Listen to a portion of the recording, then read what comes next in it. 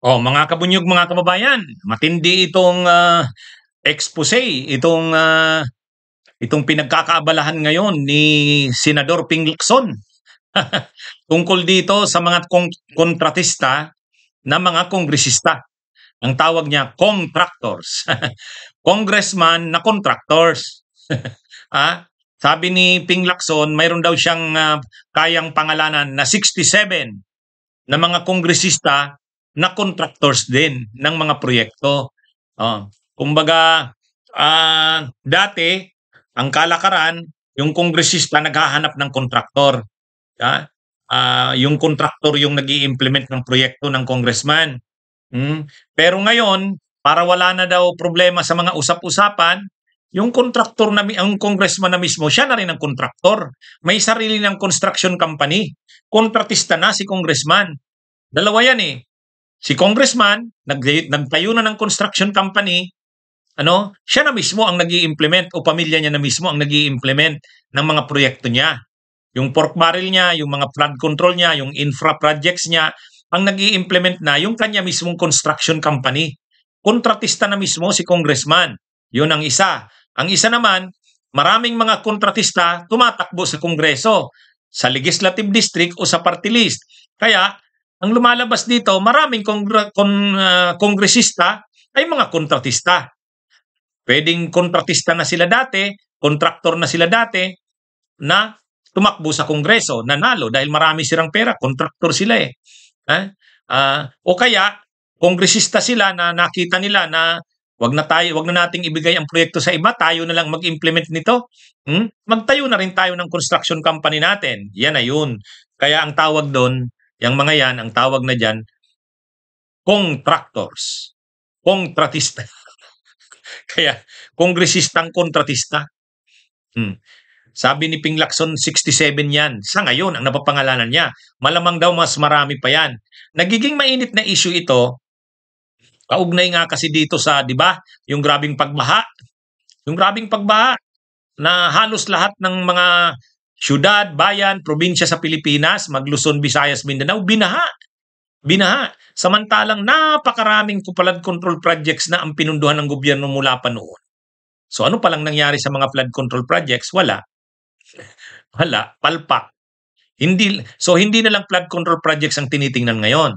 Yung mismong mga infra projects, yung mga dredging, kung ano-ano pa, tinitingnan na ngayon. Anong nangyari? Bakit ang lalaki na ng pondong nilabas dyan ng gobyerno, parang wala namang nangyari? Hindi pala parang, talagang walang nangyari. At yung mga proyekto na substandard, tulad nung nagibang tulay doon sa Isabela, yun. Kaya ang daming iniimbestigahan ngayon. Ang daming iniimbestigahan. Kaya nga sa SONA mismo ng presidente, sabi niya, mahiya naman kayo. Ngayon, hindi niya pinangalanan. Pero si Lacson, sabi niya, mayroon siyang 67 na kilalang mga kongresista na at the same time contractors. O kaya, mga contractors na naging kongresista. So, abangan natin kasi ilalabas daw ni Lacson yan. Ilalabas niya raw yan. Nagsisimula na ngayon ang investigasyon sa Kamara, dun sa committee nila Terry Ridon, yung Accounts Committee, iniimbestigahan na. Pinatawag na yung Public Works, at lumalabas na ang paunti-unti, lumalabas na ang matinding mga kalakaran sa sistema ng mga proyekto ng flood control, infrastructure projects ng DPWH. Kaya nagiging ito ngayon, kaugnay sa 2026 budget, kung paano lilinisin ang 2026 budget na hindi na punong-puno ng mga flood control, infra projects na wala naman. Kasi ang dami-daming proyekto ng mga infra sa flood control, pero palpak naman lahat eh. Nakita ngayon yan, itong nakaraang mga pagbaha. So, lahat ng ahensya ngayon ng gobyerno, sa Senado, sa Kamara, nag-iimbestiga. At ang presidente, nagsabi niya, kapag may mga nalaman na mga kasamahan niya sa politika na involved pala sa mga katiwalian na yan, hindi niya na magiging alyado. Ewan natin, tingnan natin kung gaano nga ba kaseryoso ang presidente at ang Kongreso sa sinasabi nitong lilinisin na daw ang ang gobyerno sa mga katiwalian sa mga flood control at infra projects. Ang problema, yan ngang mga kongresista na yan at mga senador, sila rin nga yung mga involved dyan. Yan na nga yung sinabi ni Lacson, kung tractors. O paano mo yan paano mo yan susugpuin?